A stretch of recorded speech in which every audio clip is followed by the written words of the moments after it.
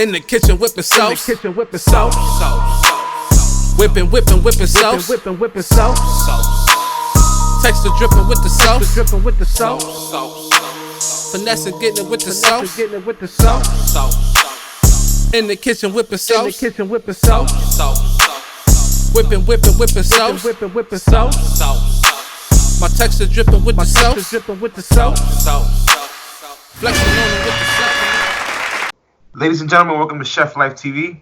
I have a very, very special guest. I know I said it a lot, but today it means a lot that he's willing to come on the podcast. This is the first chef that I put on my Chef Life magazine cover. Fucking poster boy, bro. I have a tough time pronouncing your last name, so I'm just gonna say Chef Christopher. Yeah, it's Christopher Lyon, but you know, Lyon, Lyon. Okay. I answer to anything. Let's be realistic. Hey, how's it going, man? Yeah, dude. Life's a dream at the moment, isn't it? It's fucking shit, man. It's shit. Yeah, well, you know, you adapt to the hand that life fucking deals you, and just kind of you make the very best of it. So, c'est la vie, man. Yeah, C'est la vie. What's good? Your world? Maintain it. I had to switch my video podcast to only audio, which is, I gotta take the good with the bad, because now I'm only gonna do people that can't come to the studio to shoot the live show. Yeah, for sure. So I'm taking advantage of that. Yeah, nice. Let's jump right into it, man. Yeah, for sure, man. FYI, man, I just started doing this podcast thing out the blue. Right? Yeah. So if I'm not the best host in the world, excuse me, ladies and gentlemen. I know I say a lot, and it's this and that, but as time passes by, I will get a whole lot better. I'm sure it'll be good, bro. So you started your race in the kitchen as a dishwasher. Yeah, pretty much, man. Right? Yeah. I was still in high school, sort of thing. Friends of mine all kind of started working like McDonald's and all that sort of nonsense. I was just like, I can't do it. You know what I mean? Yeah. Like a friend of the family was a manager there. She's like, come along, your friends are doing it. Great, some cash. And I was like, it just seems too structured for my liking. Yeah. Well, when you're 15, you just want to rebel against everything, don't you? But I ended up just scrubbing dishes in like a local Italian family restaurant, which is like a 10-15 minute walk up the road from my parents' house. I'd finish school and then just kind of either roll home and then roll straight in there and just go from there, sort of thing. But it was just one of those things, You had a bunch of older dudes and girls kind of standing behind the line, just slinging out food and the rest of it, and just me, super naive with no sort of understanding of the industry whatsoever, just kind of stood there in like a pot wash with a hose and a goofy fucking smile on my face, just trying to looking for direction or something like that, Just one of those things, just as you kind of sat there and scrubbed dishes, you just absorbed so much via osmosis of what was going on and just how these guys kind of interacted with each other. It was just because as they got like a bit older and things like that, I kind of worked out about Anthony Bourdain and things like that, and this whole Kitchen Confidential thing, where it's just you start making those realizations and those connections, and have that understanding a little bit more of where you've come from, where you're going, and how it's been, sort of thing. But yeah, scrubbing dishes with this Italian family, it was just it was out of this world, man. I literally just did it just to scrap some cash together, buy some beers, or buy some weed or something like that on the weekend for some mates. And at the time, you got money in your pocket. Your mates are like, yeah, fuck it, let's go and enjoy it as much as possible. But there was an evening where one of the guys just called in sick, sort of thing. It's just like, right, well, let's chuck the pot washer on the salad and pizza section to see what happens. And fucking apes. Yeah, man, it was one of those things. You know what I mean? You're like, fuck, I'm incredibly out of my depth, with no idea of what the fuck's going on and what's about to happen, but just roll with the punches. Yeah, absolutely, man. Fuck it. Absolutely, just roll with the punches. And I feel like a lot of chefs that come in as dishwashers, that's how they get their chance, right? Somebody calls out, somebody pulls a no-call, no-show. Yeah, they put you on, and then you fucking shine and, fucking take off. Well, that's just it. But also at the same point in time, how much can you actually shine when you're like 15 or 16 years old, sort of thing. Absolutely. I think the thing for me was just like, obviously you're standing in a pot wash, scraping shit out of trays and changing bins and running crap backwards and forwards to opposed to standing on the line, talking shit with one another and sending food sort of thing. And to me, that was it was a very clear opportunity. It's just like, right, we can evolve from the plunge into a commie and get exponentially better treatment, sort of thing. Hey, And so for me, that was a no-brainer. You know what I mean? absolutely. So get on. So after that, see, there go me. See, I'm saying again. I gotta get past Yeah, dude, don't sweat it. Don't sweat it. it. You went on to work for Chef Brad. Look, I think my career is like a young chef sort of thing. So like me being a pot washer sort of thing, I was still in high school and the rest of it, struggling getting through that. Ended up in turn spending more time in the workplace than I did actually at school. Oh shit. And it seemed to make a bit more sense to me, sort of thing. Your like numbers and shit like that didn't really make sense when I was a bit younger. That opposed to breaking down a steak or peeling a vegetable or dicing an onion. It was practical skills that you were learning, sort of thing. And I could put into day-to-day life and the rest of it. And look, I stayed with these guys for a couple of years, sort of thing, and kind of, I guess, made my bones with them, and then moved off into the industry where I kind of moved into more of a restaurant scene opposed to like a cafe restaurant sort of thing. And it was over a vast couple of years. I think it was like a good 4 or 5 years. I guess I kind of grew as like a commie chef or a first year apprentice rather. Excuse me. That my eyes kind of opened up a little bit more. I did some like high-end dining at this place called Brett's Wharf, which is no longer existent in Brisbane. But there was, I'm sorry to quote it, but it was like Anthony Bourdain's Juggernaut, mate. Like you'd go in there and you'd be boshing food out the door at breakneck speed, sort of thing, to thousand punters, sort of thing. And it was just, I think where I really kind of found myself in regards to the industry was, as you were saying, when I met Brad Jolly and moved into Alchemy Restaurant in Brisbane's Eagle Street Pier, sort of thing, where he was, Brad had worked around Europe, he'd done the travels, he'd done the Michelin star cooking and things like that. He had the discipline, he had the temperament, he was the dude on the scene, you know what I mean? Like people kind of looked at him. He was the bad boy in a sense. I did my research on him, and because I read your bio and then I looked him up, and he was a fucking monster, man. No, that's the best way to describe fucking Brad Jolly, mate. He is a fucking monster. Dude, like, as I said, like he taught me things that at the time you're not really realizing what's going on, sort of thing. But the levels of discipline, sustainability, and just obviously camaraderie and constitution that comes with that level of cookery, you just at first you're like, this guy's just being a dick. He's just fucking me for the sake of fucking me, sort of thing. But at the same time, you walk out of that kitchen, it's like, god damn, like I've gone from here to here. And you walk into your next restaurant and you start making moves and shuffles and things like that. And you start looking at other people and just like, where the fuck did you clowns come from?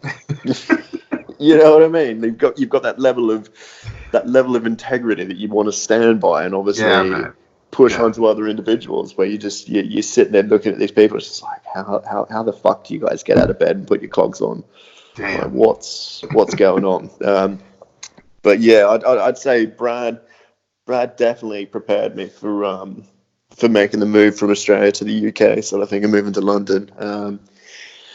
But at the same time, like that move was, it was a fucking tough time, man.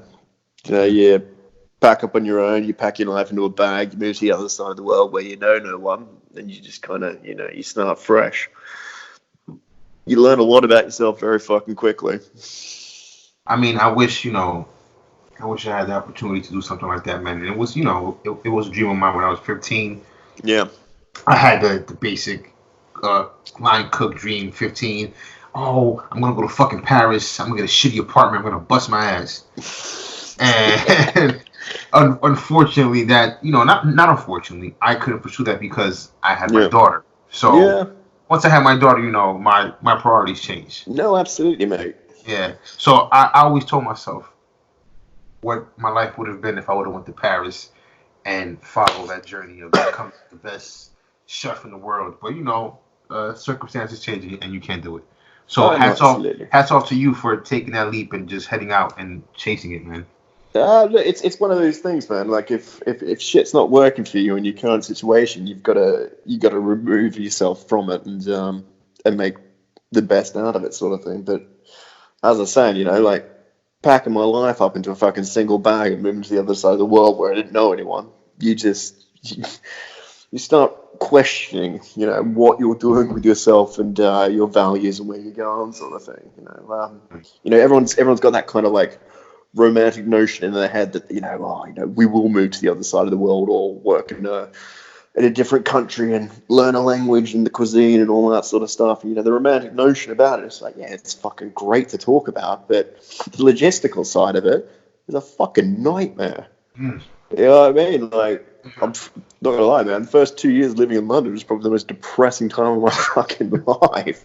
I'm sorry to laugh, man. I'm sorry. The way you stated it, man. I'm sorry. No, but the thing is, you've got to see the silver lining in everything. Like you look at where you've come from and where you are now, sort of thing. And if I didn't go through what I went through then, I wouldn't be where I'm at now, sort of thing. I'm 35. I'm happily married. Myself and my wife own a house, and the rest of it, plus other development properties and shit. So it's just, pot kettle black in that sort of sense. You just roll through with it and make the very fucking best of it. But you've got to really appreciate the good times when you've known the fucking bad, sort of thing.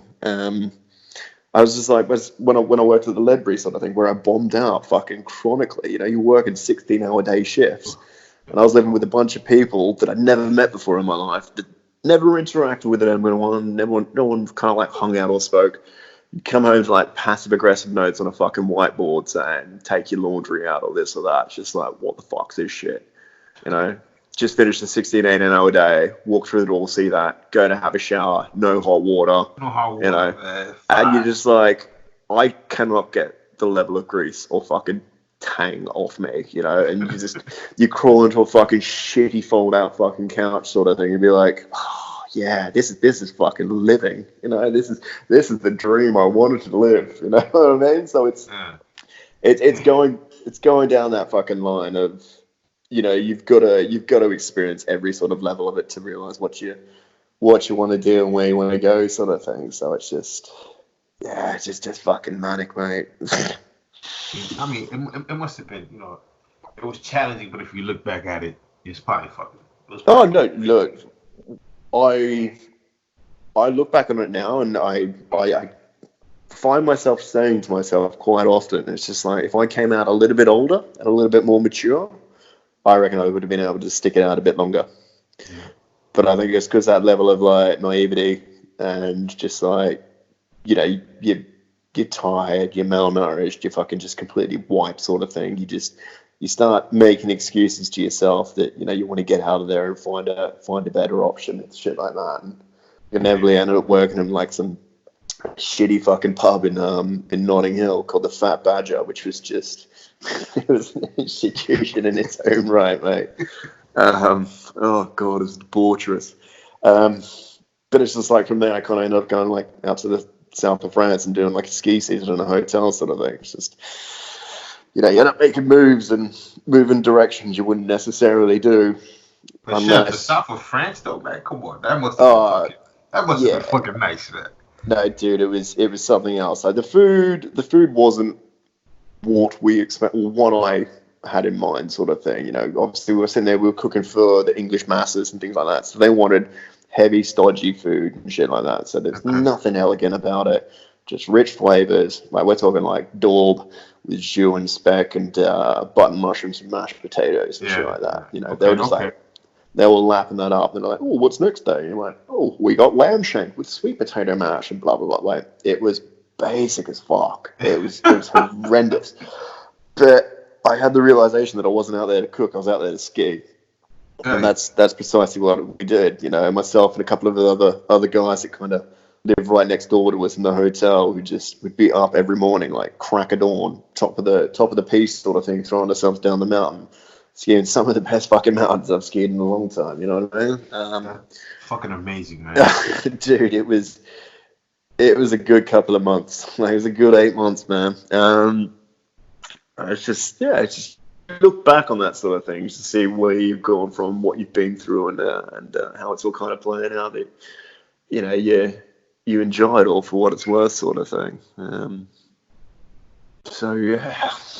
So going back to London, you said that London opened your eyes to the new world of commercial cookery. In what sense? Like growing up in Australia, everything was very, very casual and laid back, sort of thing. And at the same time, like, yeah, the food scene was kind of like that, but you know, there were certain restaurants you could work out where you got more discipline and the rest of it. But moving to London, that as you said, kind of opened my eyes to it all. That there's just so much going on. You know, it's like the same sort of time when we went to New York with my buddies and just kind of, you know, we ate at Momofuku Co. We went to 11 Madison. We drank at fucking Dead Rabbit and like the Botanist and all that sort of shit. You know, there's so much going on in such a highly populated area, sort of thing, that you could wander past something and sneeze and you'd fucking miss it completely. You know, you've got a Bengali restaurant next to a Thai restaurant next to a modern Iranian right next door to a classic French sort of thing. That there's so much going on in the one condensed space that you're so spoiled for choice that you're just like, oh fuck, what do I do? You know, what do I go do to kind of quench my thirst in that sort of sense? But it's just the cooking techniques and things like that I saw when I got here like 10 years ago. It was just, you know, that's when sous videing and all that sort of nonsense were coming into play. And, you know, and that went from sous videing to the whole molecular thing where everyone was sticking shit in liquid nitrogen or adding far too many chemicals to something to turn into a deconstructed something, which in turn ended up being itself, sort of thing. Let's touch base on that. Let's touch base on that real quick. I'm sorry to cut you off, but let's touch base on this whole molecular thing, right? Yeah. I appreciate it for what it is. Yeah, absolutely. Right? But at the same time, I'm a pan kind of guy. You know, yeah, fuck butter, yeah, man. You know what I'm saying? Get them stains in your over arm. the top. Exactly. Get the foam on the go. That's who I am. So no disrespect to that movement, but it never really grasped my attention as much as it should have. That's fair enough, man. My current sous chef, he loves it. He sends everything for a fucking swim. But at the same time, it's like, we can cook this prawn at fucking 42 degrees for this and that, da-da-da. I was like, just chuck it on the fucking grill, mate. It's fine. Yeah, I mean, you could at least try to do 50-50, right? Like, if you're going to exactly. halfway, put in the fucking pan, put it nice here, base it. But but at the same time, save me the money. Don't waste me the bag. Yeah, like we're talking GP and running a fucking professional restaurant here. Like, save me a fucking bag, pal. Absolutely. Yeah. No, it's just like, look, the level of cookery that comes to sous-videing is phenomenal. And like some of the fishes and things like that, like some of the guys I work with at Scully Restaurant, you know, we were doing like dry aged fish, like hanging at like meat sort of thing, obviously removing the gills, the guts, and all the crap in there, and just like letting the fish hang like a cut of meat. Would break down like halibut, pop them in bags, sous vide them, and then last minute just nap out with like a curry butter or curry emulsion sort of thing. And you've got like the most intensely flavored tender fish under the sun. It was just like, yeah, time and a place for it. But if you're chucking everything in a bath and sending it for a swim, it's just fucking pointless. You know what I mean? Absolutely. So what's the, you know, I've noticed, because I'm a big fan. This might sound tacky, right? But I'm a big fan of movies that are filmed in London. Yeah, right. So I love the accent. I love the fucking slang. I love the whole thing, man. The whole kit and caboodle, huh? And I try myself trying to do it, but it just don't sound right, so I just stopped it. You know what I'm saying? But I've seen that there's a lot of Indian influence out there, right? Yeah, absolutely. So Indians are as regards to a culture, has seen as Asian Asian. Okay. in the UK. So it doesn't matter if you're Japanese, Chinese, Taiwanese, Balinese, or whatever. It's all kind of seen as you're Asian sort of thing. Whereas in Australia, there's a much different sort of separation in regards to I'm Australian or this or that. Da da da. There's that differentiation sort of thing. But yeah, there's a lot of Indian input in the UK. Like the curry scene is huge. There's a place in East London down near Brick Lane where literally you just walk straight down Brick Lane and there's just shop after shop after shop of curry houses. And don't be wrong, some are good, some are shit, some are just absolute fucking diamonds. But it's one of those things. It's one of those chances that you have to kind of make, sort of thing, wandering down there. But I think in all, London nowadays has kind of taken on the entire ethos of more worldly cooking. More worldly cook. Okay. Yeah, so like you've got like after obviously the whole Copenhagen thing and the influx from Noma and all that sort of stuff, you got the whole Nordic scene kind of popping in there. But like the restaurant we opened with some buds about a year ago called Scully. Our head chef Ramel Scully, Malaysian based sort of thing, cooking, grew up in Australia, cooking Australian Malay fusion, in turn working for Yotam Watalangi, so Middle Eastern Asian fusion, in turn going to his own restaurant and doing his own thing. Like we had a fermented corn and koji rice, a arepa, which is obviously an arepa is fried corn cake sort of thing, which went with a bergamot labna. And obviously you've got an Italian influence with like a Middle Eastern sort of influx, and then his mother's an aubergine sambal tomat. So you've got like 5 or 6 different type of cuisines being brought together for like one single dish. But it fucking works, man. That sounds fucking amazing. Like it literally worked on so many levels that people just could not get their head around it. And that was the man's biggest fucking seller, like fucking fried arepa with bergamot labna and sambal tomat. It's like boom. Could not make it up. Damn. Okay. I need to get out there, man. Oh, look, absolutely, mate. If you come out to London, give me a shout, man. I'm more than happy to put you up and send you on a fucking food tour. You and Perry. I keep in contact with both you guys, man. G. Perry. He's man. Let me tell you something, man. That guy, he's a grinder, man. He don't fucking stop, he is. Man. He's a fucking monster. That one. I've been trying to get you guys to link up because you guys look like you guys can do some shit together, man. Yeah, absolutely. He's moved up north to fuck, can't even think of it for the life of me. But he's like 3 hours outside of London, sort of thing. But he's a good egg. And considering where he's come from and what he's doing with himself, it's like fucking good for you. So there is a bit of banter that goes backwards and forwards between the two of us, more so like bravado than anything else. Oh yeah? Yeah, just like big up your chef, keep doing this, da da da da, fucking tuck in the gorilla, all that sort of stuff. So fucking man, shout out to Gorilla Perry, man. Like good fucking guy. He's the Don, mate. Like he's got the fucking Dons, huh? So we talked about Central Pay. Let's go back to Central Pay. Yeah, man. All right, so yeah. So how you got that job? I would love a fucking another martini. Yeah, wait. Sorry. Sancho Pay, that came out of fucking nowhere, sort of thing. Listen, it was, I just asked my wife to bring me another beer, so I understand. I literally had my father-in-law wondering, and he'd be like, another martini? I'm like, I fucking love a martini, bro. Sancho Pay came out of like literally out of nowhere. I was doing some like random temp work with some guys in a pub in Primrose Hill in North London that was owned by Laurence Olivier's daughter, Tamsin. So Laurence Olivier, the old actor, sort of thing. So it was it was kind of pub that all the celebrities kind of went to because they knew they wouldn't get bothered. You know what I mean? Like you'd have like fucking Woody Harrelson sitting there smashing Eggs Benedict next to Sacha Baron Cohen having fucking. Is that the place with the stained glass windows? Yeah, that's the one. Yeah. That's the one. But I was doing some temp work there for a buddy, and some dude that I met a while ago just called up. He's like, "Look, I need a chef."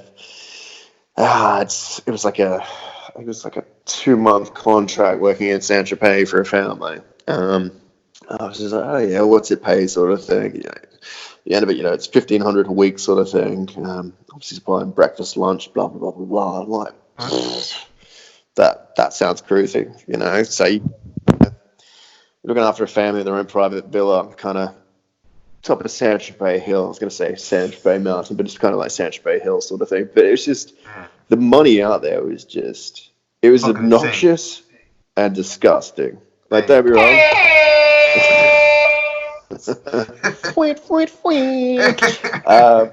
Like, don't be wrong, mate. Like, I love suiting up and heading out and having a fucking nice meal and enjoying myself with my wife, things like that. But just the level of it was just fucking insane. Like you've got super yachts pulling up to the point that some pricks just lowered the back of his super yacht to drive out with a bright purple fucking Hummer. Let's be realistic. The streets of Saint Tropez are so fucking skinny that the only thing driving down that two-way street is a fucking Hummer. So this fucking prick is literally taking up the entire road whilst everybody sits there calmly and patiently to drive up on their Vespas and the rest of it. It's just like, oh, this is fucking bad, man. But I'm getting £1,500 in cash in my pocket just to cook breakfast, lunch, and dinner for this family of 4. And just literally having free reign to run around Saint Tropez with a car, a Vespa, or whatever the fuck I wanted, sort of thing. It's just like, look, we don't care what you do. Just make sure the food's on the table at 1 p.m. and 7 p.m. So, yeah, sick. So, literally, Saint Tropez was my playground for a couple of months. You go to like their nightclub down there, and it's like 100-something euros to just get through the front door, and then everything's just kind of like. It's like bottle service, like in Vegas, sort of thing. Like I stayed at the Cosmopolitan a couple of years ago, and just kind of rinsed through Vegas with a couple of buddies, sort of thing. But it's just everything was just fucking bottle service, and just if you're not dropping 500-600 and getting out the fucking door, sort of thing. It's just like, God, how do you people live like this? Like, don't be wrong, you position yourself well, you get looked after financially.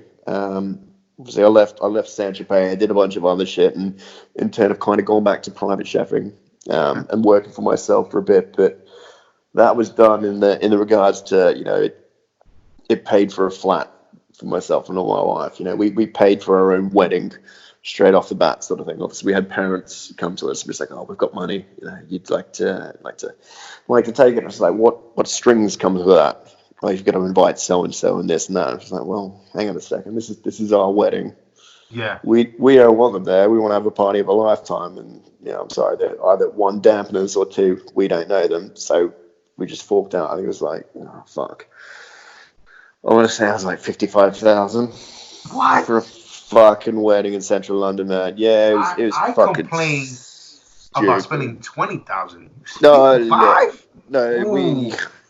we like a gentleman's handshake with a lot of people around town. And the biggest thing for us is like, obviously me and my mates have all kind of catered for weddings for one another and things like that. But there's something frustrating about going to a mate's wedding, cooking out of love for them and the rest of it. And then one of his fucking prick obnoxious guests turns around and like clicks his fingers at you and is like, "Can I get another serving?" I was like, "Motherfucker, I'm a guest. I'm doing a courtesy here for a bud. You're treating me like this, so like, go fuck yourself." So we just right there and there, just like, fuck it, we'll get a caterer, we'll get a bartenders, we'll get the fucking DJ, we'll pay for it. But it was because of the private household work and the private chefing that put us in that position. Like, don't be wrong, it was some of the times was fucking horrible. Standing there till fucking 12 o'clock at night waiting for the order to cook somebody something, but they never came home. Or you're about to walk out the door and the lady of the house has come in with fucking 12 of her friends who's pissed up. It's just like, I want a canapé party right now. See, in that aspect, everybody thinks the private chef life is cool. But No, in that aspect, mate. it's kind of fucked up. No, bro, it's fucked on so many levels. Like, there's nothing glamorous about it. Like, if you're working for a Russian household, you're fucked. Like, I had a super cool English/Texas family who literally just gave me a car. They're like, don't worry about fuel, don't worry about anything. Just fucking, again, as long as food's on the table by 5 o'clock for the kids and a couple of meals are stashed away in the fridge, just fucking happy days. Go about your business. Just think of this as an off-shot sort of thing. It's like, cool. Why can't you all be like this? But no, some private households, mate, are absolute grinds. Absolute fucking grinds. And if there's budding chefs out there thinking that, you know, it'll be great and fantastic, I second guess it. Go for a restaurant job. Listen, I'm not gonna lie to you. A while back, I had a job. I can't say the person's name, but his family owns a whole bunch of resorts, and he married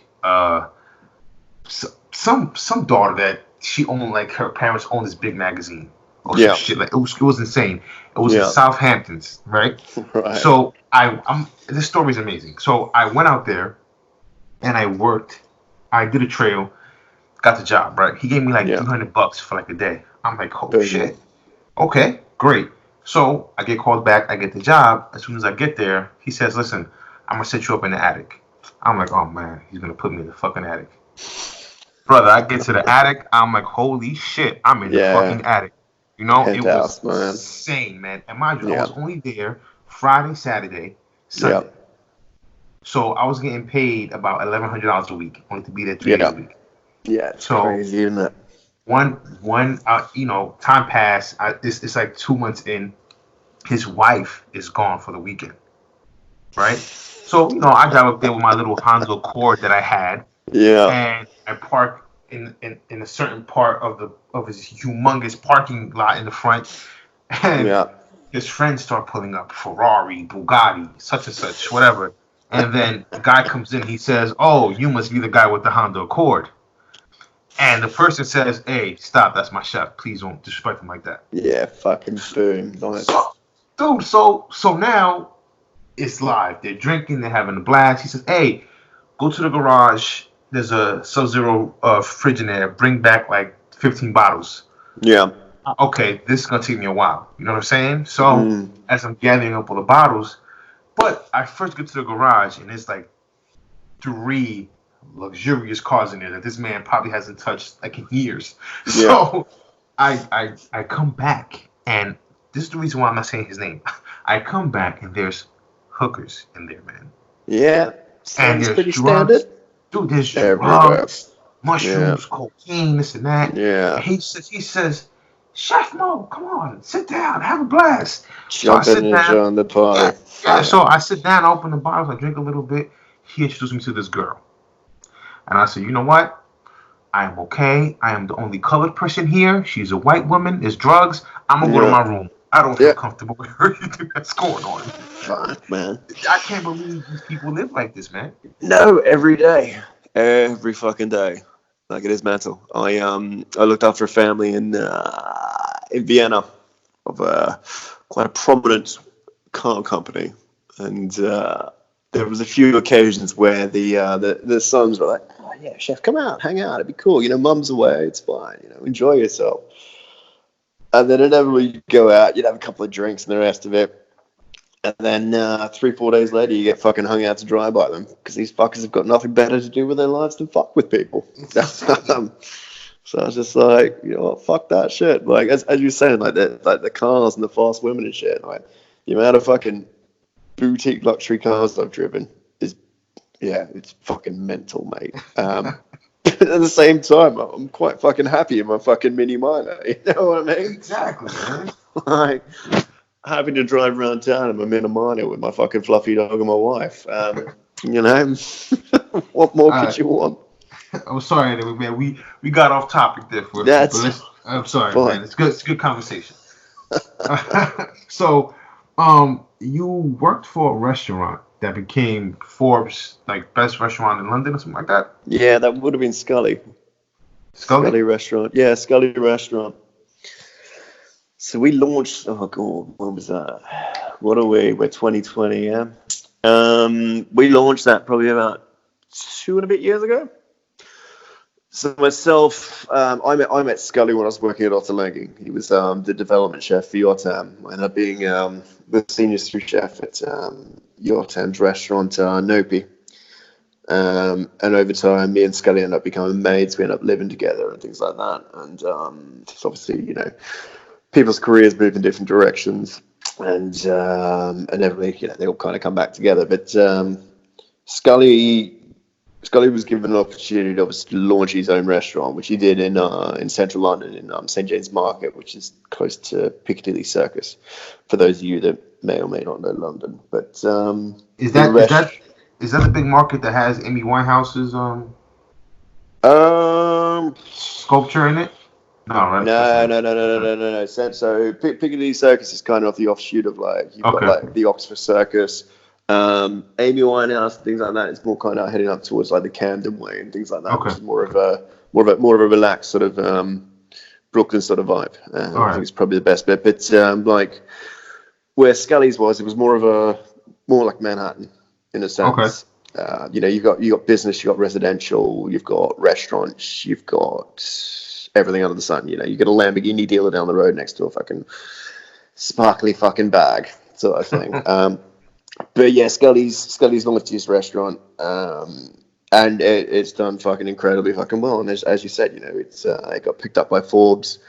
What we were doing there was a combination of classic and modern cooking, with a lot of fermentation, dehydration, and things like that sort of thing. So we had an incubator downstairs. We had things like Nooka, which is kind of like a natural compost. Which should be rotated in and out, which would, cake up, obviously, root vegetables that would bake in the compost. Same again with the koji rice and the arepa. At the same time, we'd make our own kind of like ferments, pickles, all that sort of nonsense. So fully from scratch. Yeah, literally, man. Like we had this shrub, this tomato shrub. So in Thailand, like a shrub is what is it?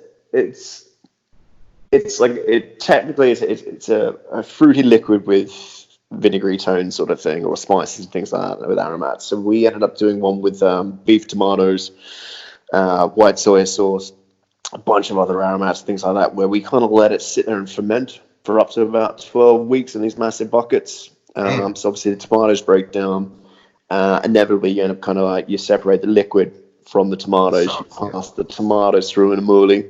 And then in turn, you feed the acidic vinegar back into the tomatoes, sort of thing, reseason and go from there. But you bring it back up to temp to pasteurize it. But the flavor that came with these tomatoes was fucking horrendous. And just like, I never would have come across this if I didn't work with fucking Scully. Like the guy's just a fucking mad scientist. He'll sit in his room and smoke God knows how many fucking splits and just lose himself in his books. But the food the guy's coming out with is just fucking next level. You know what I mean? And it's all natural. There's no adding like malto or fucking any other like Sosa products and stuff like that sort of thing. But like the intensity and the umami you got from like this tomato shrub was just fucking crazy, mate. We just used to drink it with tequila. So, you have like a pickleback sort of thing with shot of whiskey and pickle juice. We do the grub and the shrub, so tequila or mezcal with the shrub. Fucking knocks you for six, mate. But yeah, Scully's just blew up, man. Like they've literally just shut their doors as well due to obviously old COVID. I saw the boys the other day after coming out of a meeting. They were just out in the front drinking whiskey at like 11 o'clock in the morning. Just like, what else do we do, chef? I'm like, fuck, man, I don't know. Hey, listen, man. I think with all this going on right now, there's going to be a lot of people drinking a whole lot more because there's nothing else to stay in the house and fucking drink, man. Well, yeah, absolutely. I think I'll take the moment to try and write a cookbook or something. Something productive. Fucking dope. Oh man. Nah. So now, just catch us up with everything between then and now. Yeah. Right. So obviously, I left Scully. I worked for a bunch of guys, kind of like dashed around London. One's an ex DJ sort of thing. He's ended up opening up a nice little monopoly of restaurants sort of thing, and that really didn't end up agreeing with me. But I landed in this place called Nutshell, which is an Iranian restaurant. Before people start freaking out fucking Iran and all that sort of shit, they're actually really fucking cool people. Super chilled. The cuisine itself is very laid back and delicate. Obviously, you go to like the Barbarian Coast and the Middle East and things like that, where it's like super spiced and heavy on flavors and things like that. Whereas like the Iranian cuisine is a little bit more dialed back. Some might say bland, but it's more subtle in a sort of sense. So you use a lot of like dehydrated black limes, a lot of sumac, saffron, all those sort of things like barberries and mulberries for seasoning and things like that. So these guys have been open for about 6 months. They had a couple of bodies through prior to me. I read the last chef went to work on somewhere else, right? Yeah, so Further. I guess it just didn't work out for them in that sort of sense. There was not something that was clicking with them. And so in terms when I met them, I think within 3 weeks I had a whole new kitchen team. Still running on the same menu that the owners had, which was obviously working quite well. With the intention to obviously flip the menu sort of thing quite quickly. But we built the team up to scratch, got them all trained, like deep cleaned the fuck out of this kitchen. It was crazy. Even for 6 months, I was like, what the fuck? Mind blown. And then, like, got it all back up to scratch. And then, man, this shit happens. You know what I mean? Like, literally about to do a full press launch, full menu launch, and all the rest of it. It's just like, fuck. Right. So I've gone into... I'm sorry to cut you off. No, I got it. No, I thought you was finished. Go ahead, chef. My apologies. No, dude, I was just about to say before going into full fucking, damage control mode. Like, if you can't chuck it in a Vat Pack bag and freeze it, what do you fucking do with it? But, yeah. That's about it, man. What made you want to get into Iranian food? Was it had it back in your mind, or? I think I just gravitated towards it. Like, it might sound strange. It's not... I think it's more so the opportunity that was presented towards me in regards to my own kitchen, but also having the understanding of obviously Middle Eastern cuisine, Iranian food and styles, things like that it kind of just absorbed me a little bit more into it. And it's just look, when you get given a platform when it's a brand spanking new restaurant, absolutely, with all the new toys and bells and whistles. You're definitely going to count your chickens before they roost, and you grab that work shit. Out what's absolutely. Yeah, exactly. I don't know many people in London who are in that position where they're walking into a brand spanking new restaurant where it is Iranian cuisine and Middle Eastern cuisine, which I've got absolutely no drama, cooking, tasting, eating, and developing.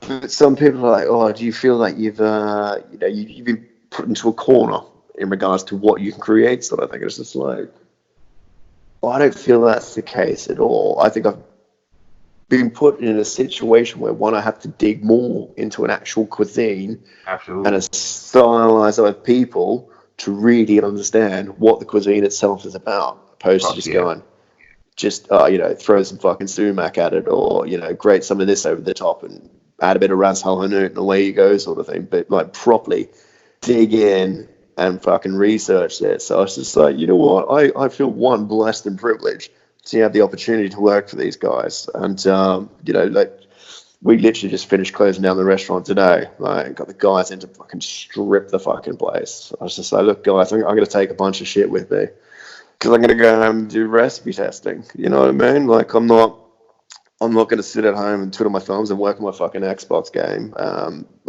Let's do something fucking productive. Like, something productive needs to come out of this. Otherwise, we're just going to, in turn, come back defeated and not ready to go. So that's exactly why I decided to just do audio podcast, man. I got fucking power to you, huh?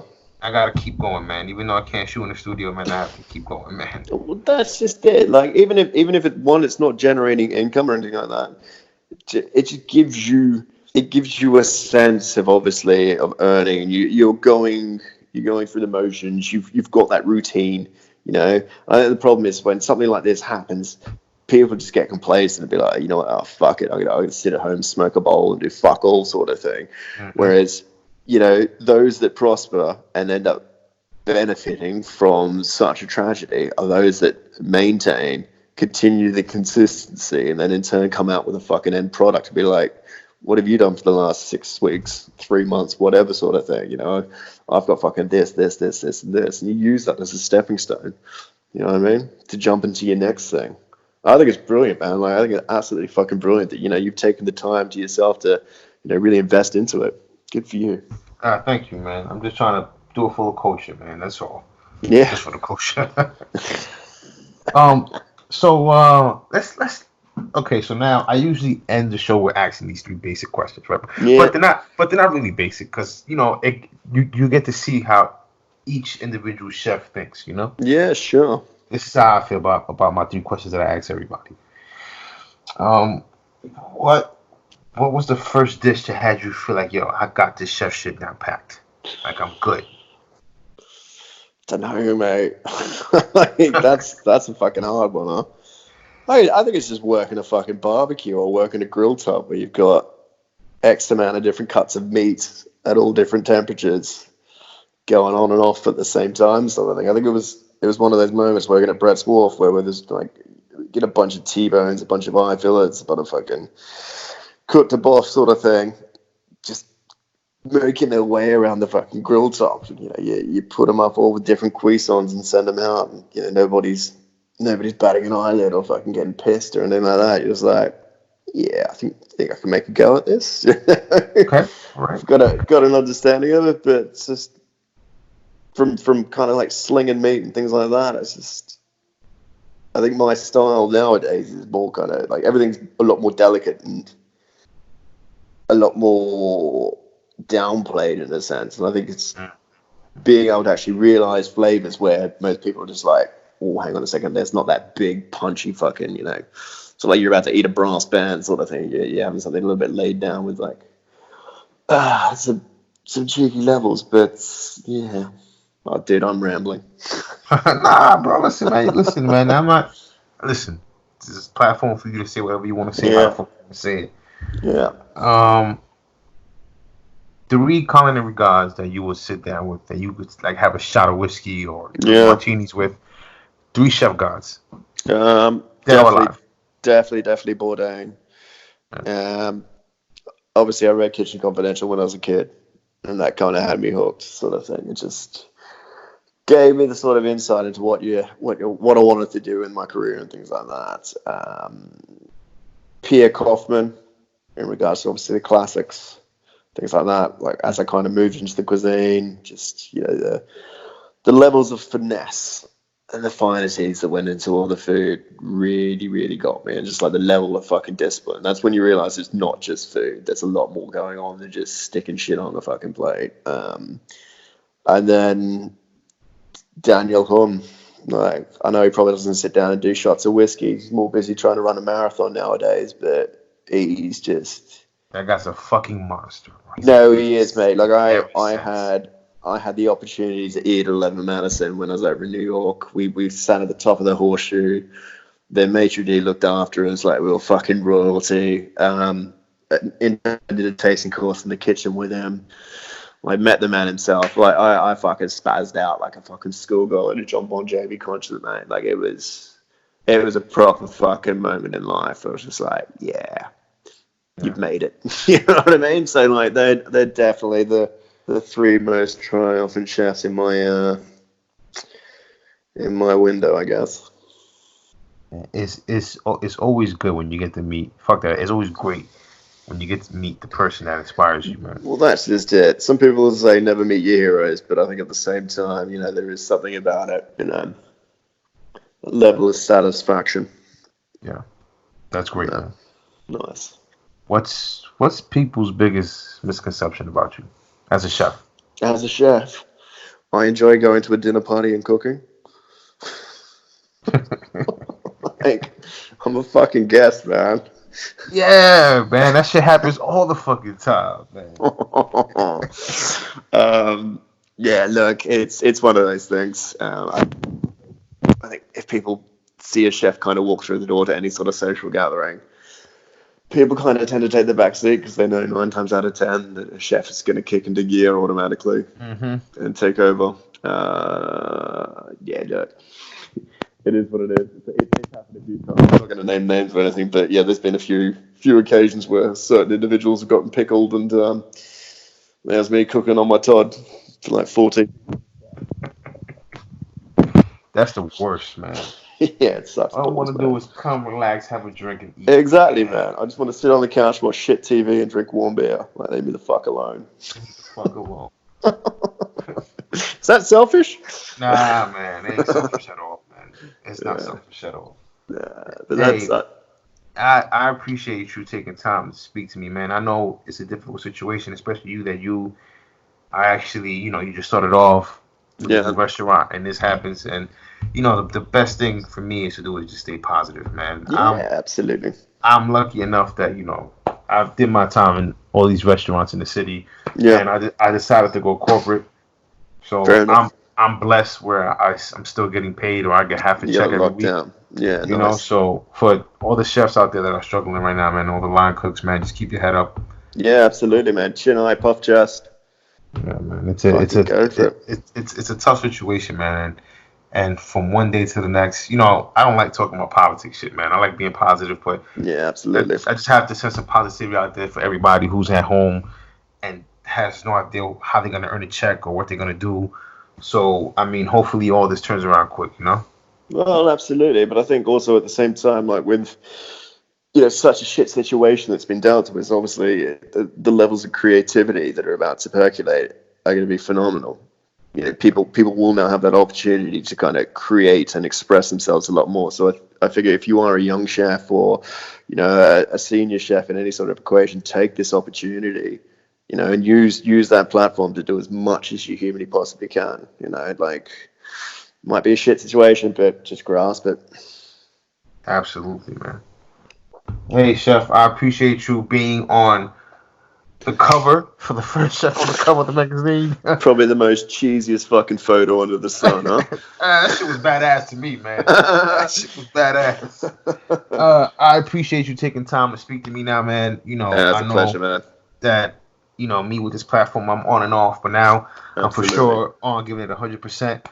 And like I said, man, I appreciate the support throughout the years, man. Yeah, mate, not a problem whatsoever. Look, if there's anything I can do to help out or help guide, give me a hoy, man. I'm good to go. Is there anything you want to say to anybody? Fuck, man. I think I just need another beer, really. Nah, just look to those. Just be grateful for those out there that have obviously taken the time to actually train you as a junior chef. You may not realize it at the time, but if somebody's been a fucking bit, a bit snarky or something with you, just take that shit on the chin, work through it, and push from there. Like every cloud has its fucking silver lining, but especially working in kitchens, it can be a hostile and volatile environment, but you never realize what you're actually learning until you've left. So just seize every moment as you can. I think that's the biggest one. But yeah, people to thank, just anyone who's been in my life, really, and turned me to the man I am today, sort of thing. Can't be more appreciative. Awesome. Yeah. All right, Chef. Thank you so much, man. No worries at all, man. Take care of yourself, yeah? All right, wait. Don't hang up here, because that was just for the show. Hey, edit that out, please. Hey, listen, man, all jokes aside, thank you so much. Dude, no, seriously, my absolute fucking pleasure. All right, straight off the bat, more than happy to do it. More than happy. I'm honored to be involved. I've been following you, and I've seen your career fucking just take off, man. It's been fucking awesome, man. Appreciate that, man. Cheers. Chris, it's one of those things, man, like, you start in a new city, you don't know what to expect. It's just like shit goes left, front, and fucking center. Like, I've had a patchy fucking history, but I will say, obviously, meeting my wife a couple of years ago has definitely put me on the fucking straight and narrow. It's crazy because I can say the same shit. I think every man, when you meet the right woman, says you straight. You're fucking 100% right there, man. Like, straight up. Absolute fucking straight up. Hey, man, take care, Chef. I appreciate it, man. No worries at all, man.